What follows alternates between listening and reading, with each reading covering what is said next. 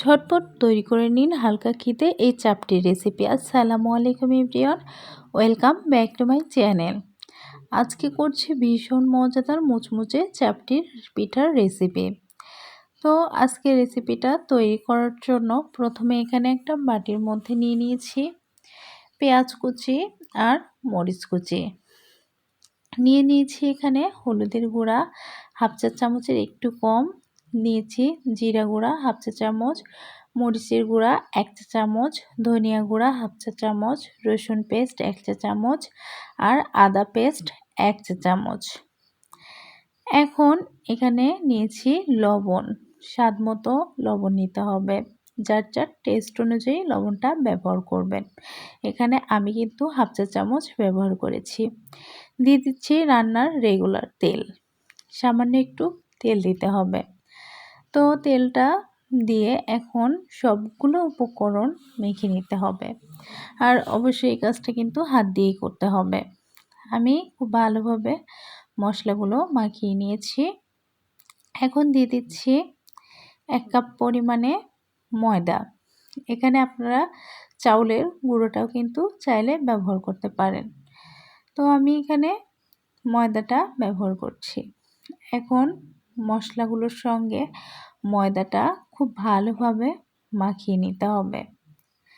তো দেখতে পাচ্ছেন কিভাবে মাখিয়ে নিচ্ছি, ঠিক এভাবে একটু সময় নিয়ে খুব ভালোভাবে হাত দিয়ে কিন্তু মাখিয়ে নিতে হবে। মাখানো হয়ে গেলে এখন পানি দিয়ে দিতে হবে, আর এখানে একবারে কিন্তু পানিটা ব্যবহার করতে যাবেন না।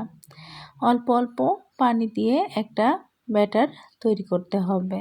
এখানে একদম পাতলা ব্যাটার কিন্তু করা যাবে না। তো এখানে দেখতে পাচ্ছেন অল্প অল্প করে পানি দিয়ে আমি একটা ব্যাটার তৈরি করে নিচ্ছি। এরকম হালকা খিদে এরকম চটজলদি কিন্তু আপনারাও তৈরি করে নিতে পারবেন সুস্বাদু এই চাপটির রেসিপি। তো আমার কিন্তু এই পর্যায়ে অনেকটাই ঘন দেখতে পাচ্ছেন, আর একটু পানি দিয়ে আমি আরেকটু পাতলা করে নিব। তো এখানে হালকা আরেকটু পানি দিয়ে কিন্তু আমি আরেকটু পাতলা করে নিয়েছি।